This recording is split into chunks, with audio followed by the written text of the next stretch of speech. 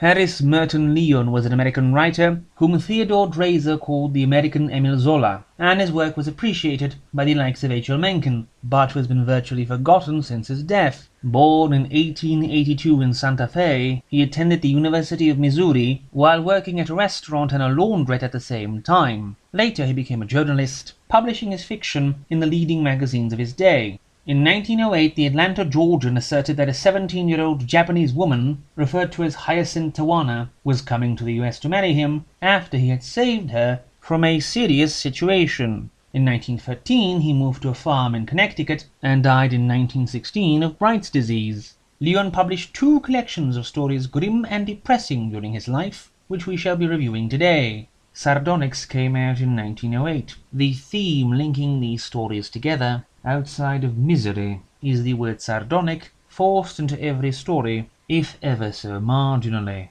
The father has a man, who is an absentee father, go to see his son after 20 years when he sees his name in the newspaper, but his son wants nothing to do with him, and the old man goes back to his friends and pretends nothing is wrong. The singer's heart has Harry Barnes, a down-on-his-luck actor, well past his prime, who volunteers for a charity show for local youths and children, but is the only one who shows up, having the show for himself, and is more than happy with his performance, and so is his audience, despite Harry's initial fear that his material is too old-fashioned to entertain the modern youth. Comic relief is the story of an old unmarried German who got thrown onto the street by his brother and who is, quote, popular at the boarding house only because he lets everyone make fun of him. In The Black and Tan is the story of the bishop, an old rogue who picks up a drunk man with his cab and brings him to a good hotel just like the man wanted, but the bishop never promised to drive a living man to said hotel, now did he?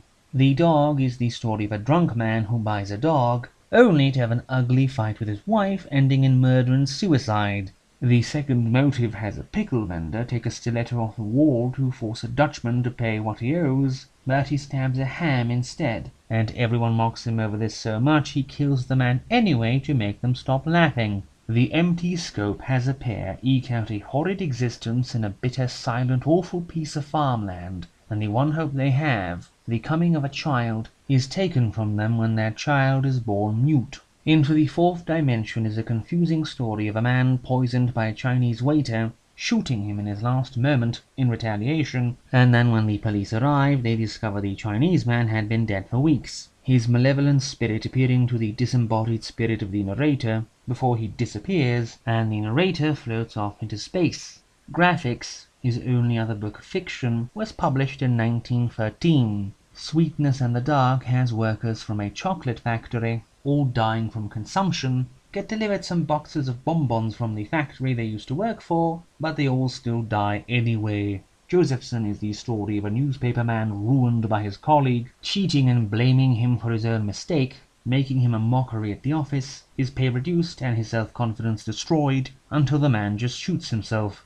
A Sister of Shalott has a woman mocked because she dared paint her cheeks, and publicly laughed at and accused of having had a fling because a drunk man kissed her against her will, never being able to live down the gossip. The 2000 Christmas takes place in 1999 and has a Jewish carpenter visit a millionaire, saying he can bring back the spirits of the dead, and does so, giving the millionaire an ideal to work toward before disappearing. Dux Femina Facti has a millionaire demand his son be kept isolated from the outside world, but his son is eventually lured outside when a young woman climbs his wall and reveals to him he's no longer a child, something of which he had been kept completely ignorant.